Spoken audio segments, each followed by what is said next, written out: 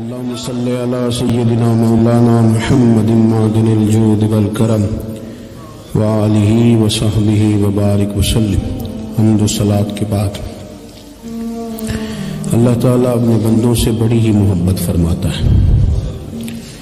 بغیر طلب کے، بغیر دعا کے رزق، مال، اولاد، صحت، عافیت، دوست، احباب، ماں باپ، یہ سب نعمتیں اللہ بغیر طلب کے بندوں کو عطا فرماتا ہے.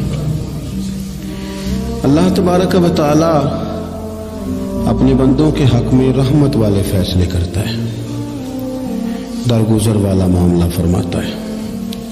جگہ جگہ قرآن مجید میں اللہ تعالیٰ نے اپنے بندوں پر رحمت کرنے کا ذکر فرمایا ہے. ان اللہ یغفر الذنوب جمیعا، فرمایا بے شک رب تمہارے سارے ہی گناہ معاف فرما دے گا. تم نا امید نہ ہونا، وہ معاف کر دے گا تمہیں. قرآن مجید میں فرمایا ان اللہ بالناس لرؤوف الرحیم، بے شک اللہ اپنے بندوں پر بڑا ہی مہربان اور نہایت ہی رحم کرنے والا رؤوف اور رحیم ہے، بڑا مہربان ہے، کرم فرماتا ہے. اللہ تعالیٰ اپنے بندوں سے بڑا جلد راضی ہو جاتا ہے. وہ اپنے بندوں کو بہت زیادہ مشقت میں نہیں ڈالتا. وہ اپنے بندوں سے اپنی نعمتوں کا بدلہ نہیں چاہتا. وہ سخت مشقت والی عبادتیں نعمتوں کے بدلے نہیں چاہتا. وہ بڑی جلدی رحم فرماتا ہے.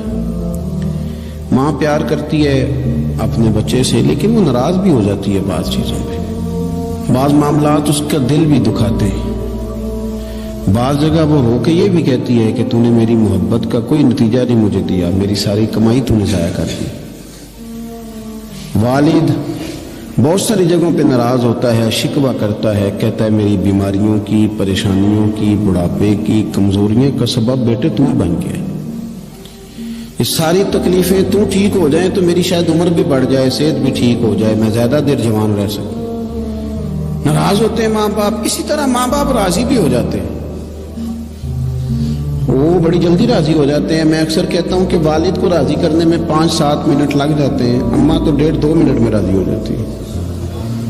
ابا جی کو 5-7 منٹ لگتے ہیں، کئی دفعہ کہنا پڑتا ہے، کوئی دلائل دینے پڑتے ہیں، لیکن والدہ کے لیے تو کچھ بھی نہیں. آپ نیرا جا کے پیروں میں بیٹھ ہی جائیں، کچھ بھی نہ کریں. آپ پورا روئے نہ، رونے والا منہ ہی بن جائے تو اماں تو نرم ہی نرم ہے، جس وقت جو مرضی آپ کرا لیں ہو گیا. اللہ تبارک و تعالی بلا مثال و بلا تشبیہ سمجھانے کے لیے عرض کرتا ہوں، اللہ بھی بعض معاملات میں اپنے بندوں سے ناراض ہو جاتا ہے.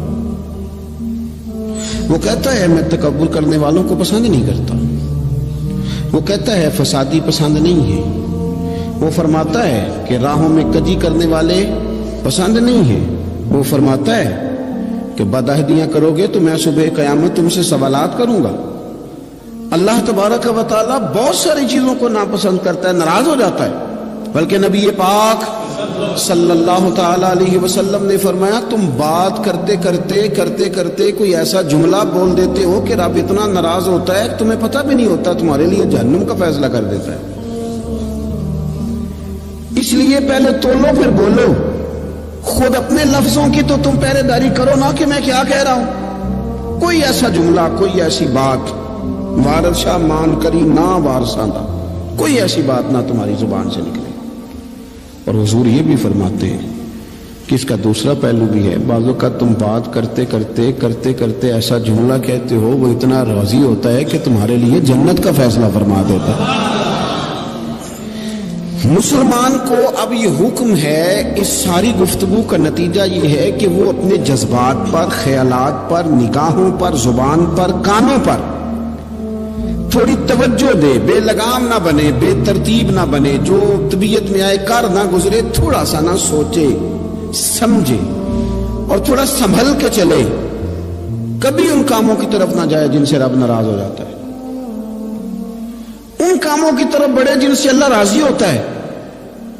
میرے نبی پاک صلی اللہ تعالی علیہ وآلہ وسلم نے ارشاد فرمایا، بعض احادیث میں لفظ یہ ہے کہ اللہ اپنے بندوں کو دیکھ کے مسکراتا ہے جو اس کی شان کے لائق ہے. جس ترتیب سے ہم مسکراتے ہیں، جس ترتیب سے ہم روتے ہیں، جس ترتیب سے ہم کسی بات کا اظہار تشکر کرتے ہیں، خدا ان باتوں سے پاک ہے۔ اب بہت ساری حدیثوں میں آیا کہ وہ مسکراتا ہے، تو کیا مطلب ہے مسکرانے کا؟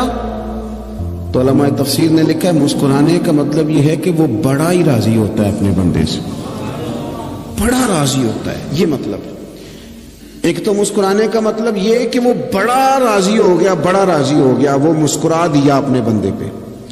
اور ایک اس کا معنی خود نبی پاک صلی اللہ تعالی علیہ وسلم نے بیان فرمایا، مسند امام احمد بن حنبل میں حدیث ہے، حضور سید عالم علیہ السلام سے صحابہ نے پوچھا یا رسول اللہ شہید تو بڑے لوگ ہوتے ہیں، شہیدوں میں افضل کون ہے؟ تو اللہ کے حبیب علیہ السلام فرمانے لگے وہ والا بندہ جو ڈٹ گیا تھا کافروں کے مقابلے میں، وہ ہلا نہیں، پوری طرح ڈٹ کے جو لڑا وہ شہداء میں افضل ہے۔ حضور فرماتے ہیں وہ جنت کے بالا خانوں میں سیر کرے گا اور رب اسے دیکھ کے مسکرائے گا، رب اسے دیکھ کے مسکرائے گا، اللہ تعالیٰ مسکراتا ہے اسے دیکھ کے۔ اور اگلے جملے میں حضور نے وضاحت کر دی، فرمایا جب رب دنیا میں کسی پر مسکراتا ہے نا تو اس کا معنی یہ ہے کہ قیامت میں پھر اللہ اسے حساب کوئی نہیں لے گا۔ جس پر اللہ دنیا میں مسکرا دیا اس سے کوئی حساب، تو وہ کام ڈھونڈنے چاہیے نا جس سے اللہ مسکرائے۔ ویسے کبھی ہم ایسا کرتے ہیں کہ نہیں کہ کسی کو راضی کیا جائے؟ یہ کام ہم کرتے ہیں کہ ہماری کمپنی کا جو سربراہ ہے وہ ہم سے راضی رہے، جس ادارے میں ہم پڑھاتے ہیں اس ادارے کا بڑا ہم سے راضی رہے، یہ کرتے ہیں ہم۔ اس کے لیے کچھ نہ کچھ ہیلے بہانے ہم کرتے ہیں، برادری، قبیلہ، علاقہ، بستی، لوگ کسی طریقے سے ہمارے ساتھ مطمئن رہیں، کرتے ہیں نا یہ سارے کام۔ اس میں تھوڑی مشکل بھی ہمیں آتی ہے لیکن کرتے ہیں، کیا کریں؟ گھر میں بھی کئی دفعہ ایسا ماحول بنانا پڑتا ہے۔ چلیں ایک اور میٹھی مثال دیتے ہیں، زیادہ سمجھ میں آئے گی۔ چھوٹا بچہ خوش رہے، آپ اس کے لیے محنت نہیں کرتے، وہ چھوٹا ہے، اس کو خوش کرنا فرض ہے ابا پہ، لیکن وہ کہتا ہے کہ میں نے موٹر سائیکل لینا ہے، چھوٹا ہے چلا ہی نہیں پائے گا، تو ابا پھر اسے راضی کرتا ہے، کہتا ہے بیٹے چھوٹا سائیکل لے لے، چل میں تجھے اڑانے والا جہاز لے دیتا ہوں۔ مقصود کیا ہے کہ اس کو ناراض نہیں کرنا، یہ روئے نہ، اس کا دل نہ ٹوٹے۔ ہو یارو سنو نا میں کیا کہہ رہا ہوں، اگر چھوٹے بچے کے لیے وہ چیزیں ڈھونڈتے ہو، میرے ابا جی نا اپنے نواسے کے لیے کھلونا لے کے آئے تو بچہ بڑا ہی کھیلا، تو ابا جی کہنے لگے لو پیسے پورے ہو گئے میرے، بچے کو پسند بڑا ہے نا، پیسے پورے کر چھڑے، نہیں دیکھو نا جی کتنا اس کو راضی ہوا ہے۔ تو انسان کیا کرتا ہے کہ کوشش کرتا ہے چھوٹا بچہ بھی ناراض نہ ہو، تو وہ چیزیں وہ ڈھونڈتا ہے کہ اس کو کیا پسند ہے، چاکلیٹ لے جاؤں، فلاں چیز لے جاؤں، آئس کریم لے جاؤں۔ تو ایک بچے کے لیے، گھر کے لیے، سربراہ کے لیے اتنی محنت کرتے ہو، تو وہ کام بھی ہمیں ڈھونڈ کے تلاش کرنے چاہیے نا جس سے رب راضی ہوتا ہے، اللہ راضی ہوتا ہے۔ بتاؤں وہ کون سے کام ہیں؟ نبی کریم صلی اللہ تعالی علیہ وسلم نے ارشاد فرمایا 3 لوگ ہیں جنہیں دیکھ کے رب مسکراتا ہے۔ یا رسول اللہ صلی اللہ علیہ وسلم وہ کون سے؟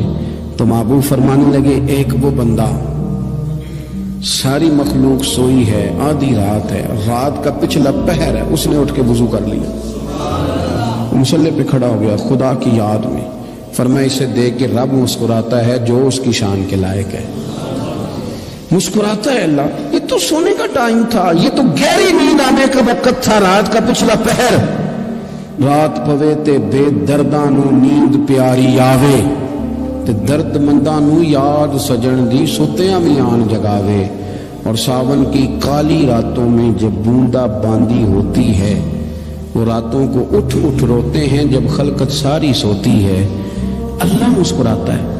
اور سننا میرے بھائی، میرے نبی پاک صلی اللہ تعالی علیہ وسلم فرماتے ہیں جب مسلمان نماز کے لیے صفیں بناتے ہیں نا، ترتیب لگ رہی ہوتی ہے، اب اللہ کی بارگاہ میں کھڑے ہوں گے، قیام کریں گے، رکوع کریں گے، سجود کریں گے، فرمایا جب مومن صفیں بناتے ہیں تو رب دیکھ کے مسکراتا ہے، مسکراتا ہے۔ کمال ہو گئے عروج بندگی کا، جو بندے کو دیکھ کے رب مسکرائے، خدا بندے سے خود پوچھے بتا تیری رضا کیا ہے، مسکراتا ہے۔ اور میرے نبی پاک علیہ السلام فرماتے ہیں جب مجاہد جہاد کے لیے صفیں سیدھی کرتے ہیں، آج تو یہ رب کے نام پہ مرنے ہی آ گئے، یہ صفوں میں کھڑے ہوں گے، ترتیب سے لڑیں گے، ترتیب سے گلا کاٹیں گے کافروں کا یا شہادت لیں گے، فرمایا جب جہاد کے لوگ صفے بناتے ہیں تو رب انہیں دیکھ کے مسکراتا ہے۔ کتنے نصیبوں والا وہ بندہ ہے جسے دیکھ کے مسکرا دیا۔ او یار کبھی تیرا بیٹا تیرے سامنے مسکرائے نا چھوٹا، تو تیرا دل باغ باغ ہو جاتا ہے۔ تیری ماں بیمار کسی ایک دن صحیح طرح ہنس پڑے تو طبیعت خوش ہو جاتی۔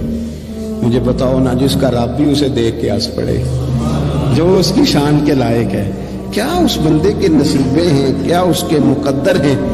آپ اس مقام پر اپنے آپ کو لائیں۔ اب دیکھیں نا یہ حدیث آپ نے سن لی، اب ہم نے نا اس طرح صفحے نہیں بنانے جس طرح ساری دنیا، اب ذرا صفحے بھی شوق سے بنائیں گے۔ آپ ذرا تھوڑا سا شوق پیدا کریں گے، بھئی یہ تو میں وہ کام کرنے لگا ہوں جسے دیکھ کے رب مسکراتا ہے۔ نبی پاک صلی اللہ علیہ وسلم نے فرمایا جب کوئی بندہ توبہ کرتا ہے نا، ہم توبہ کا رٹا لگاتے ہیں، یا اللہ میری توبہ یا اللہ۔ اور توبہ کا تو مطلب یہ ہے کہ پچھلے گناہوں سے پکی توبہ، آج کے بعد یہ غلطی نہ کرنے کا پکا وعدہ۔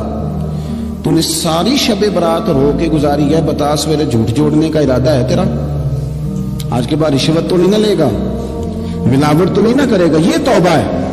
اور اگر سارے کام اسی طرح کر لیں تو پھر یہ توبہ کا رٹا ہے، جتنا مرضی لگاؤ۔ حضرت علی بن ربیعہ رضی اللہ تعالیٰ عنہ فرماتے میں مولا علی کے ساتھ تھا، مقام حرہ کی طرف جا رہے تھے، حضرت علی نے ہاتھ اٹھا کے دعا مانگی ہماری تعلیم کے لیے، ورنہ حضرت علی ہم صحابہ کو محفوظ عن الخطا تو مانتے ہیں نا۔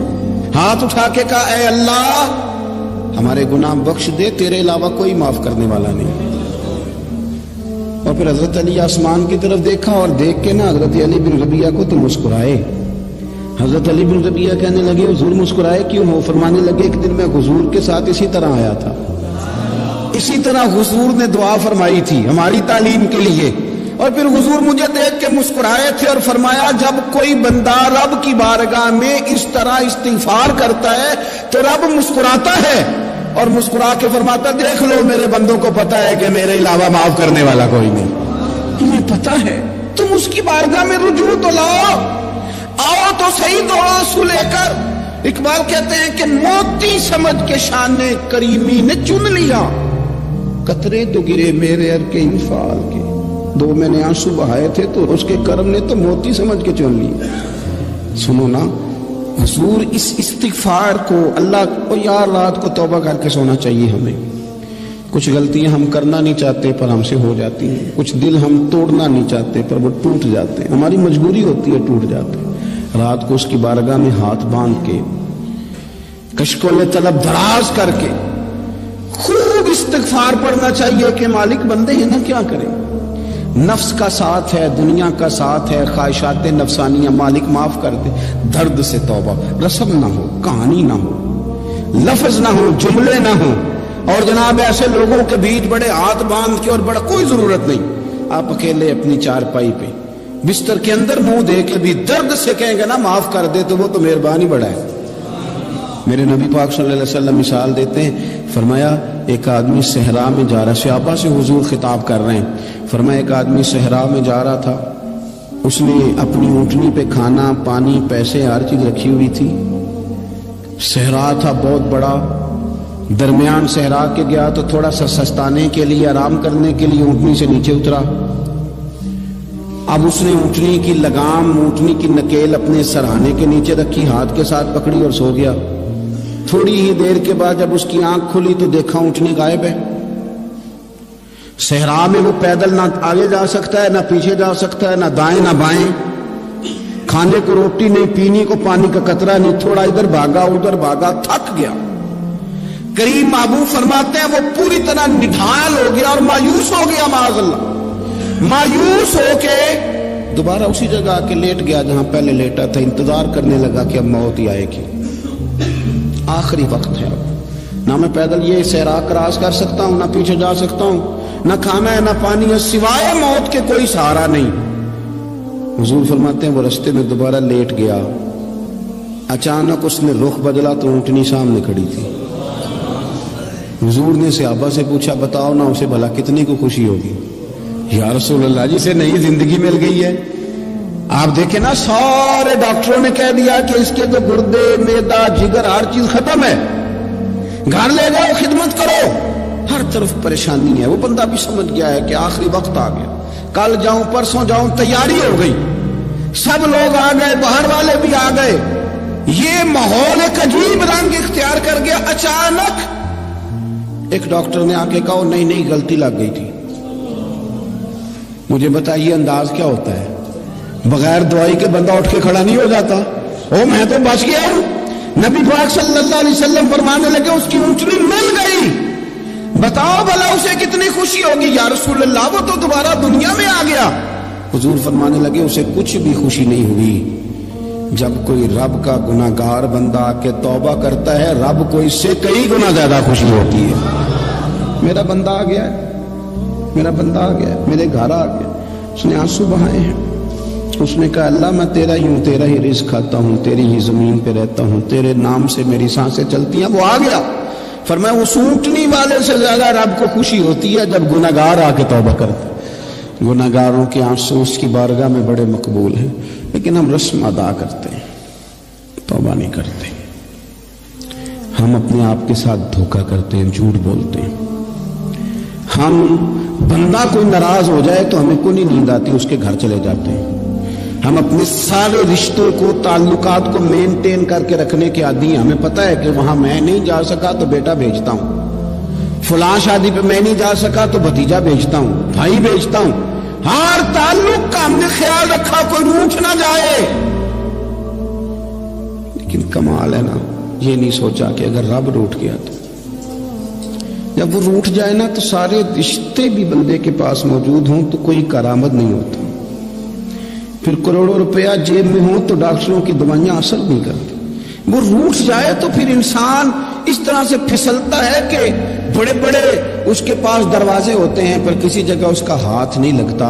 خدا خیال کرے, دنیا روٹتی ہے تو روٹھ جائے, رب رسول ناراض نہ ہونے پائے, اس کا خیال کریں. حضور فرماتے ہیں وہ مسکراتا ہے, اسے خوشی ہوتی ہے جب کوئی اس کا بندہ اس کی طرف رجوع کرتا ہے. میرے عزیزو, رسول پاک صلی اللہ تعالی علیہ وسلم نے ان لوگوں کے تذکرے کیے جنہیں دیکھ کے رب مسکراتا ہے. ہم نا گناہگاروں پر بھی فتویٰ دینے میں جلدی کرتے ہیں اور نیکی پر بشارت دینے میں بھی جلدی کرتے ہیں, حالانکہ یہ ہماری ذمہ داری نہیں. پتہ نہیں اللہ تعالیٰ کس کو کب توفیق توبہ دے کے اپنے قریب کر لے, لیکن بڑی جلدی ہے, بڑی جلدی فتویٰ دینے میں. اور یہ فتویٰ صرف مفتیوں کا نہیں رہ گیا, یہ میری طرح کے, آپ کی طرح کے ڈھیروں لوگ ہیں جنہوں نے جیب میں فتوے ڈالے ہوئے. بھئی آپ نے کیوں ذمہ داری لے لی ہے جنت میں داخل کرنے کی اور نکالنے کی؟ یہ تو میرے رب کریم کا کرم ہے, وہ جس کو چاہے جب چاہے جتنا چاہے عطا کرے. لیکن کچھ لوگ نا بڑے پکے ہو گئے ہیں کہ شاید جو میں سوچ رہا ہوں وہی درست ہے. کبھی کبھی کچھ چیزیں عجیب بھی ہوتی ہیں, لہذا خدا کی رحمت پر بھروسہ کر کے بات کرنی چاہیے, اپنی مرضی کے فتوے نہیں داغنے چاہیے. وہ دیکھو جی فلانا بندہ یوں کر رہا ہے, آپ کو پتہ ہی نہیں پوری بات کا, آپ کو علم ہی نہیں پوری بات کا. حضرت بہاءاللہ نقشبند بخاری رحمت اللہ علیہ فرماتے ہیں میں حج کرنے گیا تو وہاں میں نے ایک آدمی کو کروڑوں کا کاروبار کرتے دیکھا تو میرے دل میں خیال ہے یہاں بھی اللہ اللہ کرنی چاہیے کہ دنیا داری کر رہا ہے. لیکن فرماتے ہیں حج سے فارغ ہوئے تو میں نے دیکھا وہی بندہ سارا کچھ رب کی بارگاہ میں خیرات کر رہا ہے اور سینکڑوں غریب حاجی ہیں جن کو پورے خرچے دے رہا ہے. تو میں نے وہی اپنی سوچ سے توبہ کی کہ میں کہاں تھا. بڑی جلدی کھڑے نہ ہو جائیں. حضرت حسن بصری رحمت اللہ تعالی علیہ ارشاد فرماتے ہیں کہ میں دریا کے کنارے گیا تو وہاں میں نے ایک شخص کو دیکھا, وہ اپنی ایک خاتون کی گود میں سر رکھ کے بیٹھا اور قریب ایک بوتل بھی پڑی ہے. میرے دل میں معاذ اللہ خیال آیا کہ دیکھو کس انداز میں ایک عورت کے ساتھ یہ ہے اور پاس بوتل بھی پڑی ہے, جانے شراب ہے. کہتے میں سوچ ہی رہا تھا کہ اچانک ایک کشتی آ رہی تھی دریا میں, وہ ہچکو لے کھائے, کشتی میں 4-5 لوگ تھے, وہ دریا میں ڈوبنے لگے. وہ آدمی تیزی سے اٹھا, دریا میں چھلانگ لگائی, پہلے ایک کو نکالا, پھر دوسرا نکالا, پھر تیسرا نکالا. ایک بندہ رہ گیا, کہنے لگا حضور مجھے تو آپ نے گناہگار سمجھا, میں تو بڑے غلط انداز میں یہاں بیٹھا ہوں, آپ نے جو سوچا. چلیں یہ چوتھا بندہ آپ نکالنا ہے, کرے نا یہ کام, کرے نا یہ کام. بڑے بھولے بھالے بڑے اللہ والے, ریاض آپ کو بس ہم ہی جانتے ہیں. اتنی جلدی فتویٰ. حضرت حسن بصری فرماتے ہیں میں پشیمان ہوا, میں نے کہا مجھے تیرنا نہیں آتا، تو دیر نہ کر، چوتھا ڈوب نہ جائے۔ پھر تو اس نے چھلانگ لگائی، چوتھا بھی نکال لایا اور کہنے لگا حضرت آپ نے جلدی کی سوچنے میں، یہ بی بی میری ماں ہے اور یہ سرکے کی بوتل ہے۔ ہم ماں بیٹے کا یہ مشغلہ ہے کہ یہ وہ جگہ ہے جہاں آ کے لوگ مسافر اترتے ہیں، اور یہاں سے کسی کا گھر 100 میل ہے، کسی کا 200 میل ہے، ہم صبح سرکہ کھجوریں روٹیاں لے کے یہاں آتے ہیں، مسافروں کی نوکری کرتے ہیں، کوئی پریشان ہو تو مدد کرتے ہیں۔ حضرت خواجہ حسن بصری فرماتے ہیں میں نے معافی مانگی، ان سے بھی مانگی، رب سے بھی مانگی، انہوں نے مانگ لی نا، بزرگ تھے، پر ہم کو نہیں تیار مانگنے کو۔ ہم ہر وقت بدگمانیاں، وہ فلانا فلانے جرم کرتا تھا، میں اسے اب کیسے نیک مان لوں؟ بھائی اب وہ نمازی ہے، خدا کے گھر آتا جاتا ہے، اب اللہ کی بارگاہ میں حاضر ہوتا ہے، جب رب نے معاف کر دیا تو بھی سوچ بدل جا۔ سنیں حضور کیا فرماتے ہیں، نبی پاک صاحب اللہ صلی اللہ تعالی علیہ وسلم فرماتے ہیں، مسند امام احمد بن حنبل دیکھیے، فرمایا رب اس وقت بڑا ہی مسکرائے گا جب قاتل بھی جنت میں جائے گا، مقتول بھی جنت میں جائے گا۔ یا رسول اللہ مقتول تو گیا، یہ قاتل کیسے چلا گیا؟ حضور فرماتے ہیں جائے گا، اور جائے گا اور رب مسکرائے گا، جو اس کی شان کے لائق ہے۔ یا رسول اللہ کس طرح؟ تو نبی پاک صلی اللہ علیہ وسلم فرمانے لگے اس نے ایک مومن کو قتل کیا تھا، وہ شہید ہو کے جنت میں چلا گیا، اب اللہ نے بعد میں اسے توبہ کی توفیق دے دی، پہلے اس نے کلمہ پڑھا، پھر یہ میدان میں اترا، کافروں سے لڑا، یہ شہید ہوا، اور آپ نے اسے بھی جنت دے دی۔ قاتل بھی جنت میں، مقتول بھی جنت میں، اور بات اتنی انوکھی ہے کہ رب دیکھ کے مسکرا رہا ہے، جو اس کی شان کے لائق ہے۔ ہم جلدی میں ہیں، ہم انتظار نہیں کر رہے کہ شاید توبہ کر جائے، ہم انتظار نہیں کر رہے، لیکن میرے عزیز اتنی جلدی نہ کرے۔ سوچوں کا صاف ہونا، ذہنوں کا پاک ہونا، اور لوگوں کے بارے میں گمان کا اچھا ہونا۔ آپ کسی نفسیات کے ڈاکٹر کے پاس چلے جائیں، اسے کہیں ٹینشن بڑی ہے، میں ان کے مضامین پڑھتا رہتا ہوں، وہ سب سے پہلا سبق آپ کو یہ پڑھائیں گے کہ اچھا سوچا کریں۔ اچھا سوچنے سے بندہ تندرست رہتا ہے۔ کس سے بندہ تندرست رہتا ہے؟ ہاں جی، واقعی، یعنی اس والے پڑوسی کے بارے میں بھی اچھا سوچنا ہے، گھر میں اس والے کے بارے میں بھی، چھوٹے بھائی کے بارے میں بھی اچھا سوچنا ہے، اور بڑے کے بارے میں بھی اچھا ہی سوچنا ہے، یعنی اپنی برادری قبیلے کے بارے میں بھی اچھا سوچیں، جو قبیلے کا نہیں اس کے بارے میں بھی چلیں تھوڑا سا اچھا سوچ لیں، اپنے بارے میں تو اچھا سوچا ہے بڑا۔ میں کہتا ہوں کہ ہم اپنی غلطیوں سمیت اپنے آپ سے بڑا پیار کرتے ہیں، اور دوسرے کی ایک غلطی نظر آ جائے تو ہمیں گھن آنے لگ جاتی ہے۔ آپ جلدی نہ کریں، مالک نے موقع دیا ہے بندوں کو، نہ وہ کسی کا رزق چھین رہا ہے، نہ سانسیں چھین رہا ہے، وہ اپنی زمین پہ چلنے بھی دے رہا ہے، رہنے بھی دے رہا ہے، تو جب اس نے موقع دیا ہے آپ بھی تھوڑا موقع دیں۔ اللہ بڑا کریم ہے، دروازے کھولے گا، اس کے بندے اس کی بارگاہ تک پہنچیں گے۔ بدگمانیاں اور پھر بدگمانیوں کا عروج، اور اس لیول تک جا کے بات کر دینے کا جہاں سے خوف آئے کہ یار یہ بات نہیں کرنی چاہیے تھی۔ رسول کائنات سرور دو عالم صلی اللہ تعالی علیہ وسلم فرماتے کہ اللہ مسکراتا ہے۔ دیکھو ہمارے ہاں نا ایک اور بھی مسئلہ بن گیا ہے، میں نے کچھ لوگوں کو نا پکا، میرے پیارے ہیں، محبت ہے مجھے، تو میں چونکہ آپ میری کلاس ہیں، میں مشاہداتی اور تجرباتی باتیں بھی کر لیتا ہوں، اسی کی روشنی میں کئی دفعہ گفتگو بھی تیار کرتا ہوں۔ کچھ لوگوں نے نا پکا ذہن بنا لیا یہ کہنے کا کہ ہاتھ بڑا تنگ ہے، پکا، آپ جس وقت پوچھ لیں ان کا ہاتھ اور بڑا ہی زیادہ تنگ ہے۔ آپ یقین کریں، بہن کا جو خامند ہے وہ کہہ رہا ہے جا حصہ لے کے آ، تیرے بھائیوں کی کمائی تو نہیں، تیرے ابا کی ہے، لے کے آ۔ وہ بیچاری اس کی منتیں کر رہی ہے، کہتی ہے اگر جاؤں گی نا تو وہ کہیں گے حصہ لے جا، آج کے بعد ہمارے گھر نہ، میرا دروازہ نہ بند کرو، مہربانی کرو۔ اور بھائی سے بات کرتی ہے تو کہتا ہے ہاتھ ہی بڑا تنگ ہے، جب ٹھیک ہوگا تو دے دوں گا۔ نہ کریں یہ ظلم۔ ہمارے اپنے تڑپتے رہتے ہیں اور ہماری دولتیں اندر پڑی رہتی ہیں، ہمارے اپنے چھوٹی چھوٹی ضروریات کے لیے پریشان ہوتے ہیں، لیکن ہم بڑے بڑے بہانے ہمارے پاس، کہتے ہیں یہ نکما ہے، یہ نکٹو ہے، یہ کام نہیں کرتا، اس میں فلانا ہے، بے فلانا ہے، بلے میں نے نہیں ساتھ چلنا۔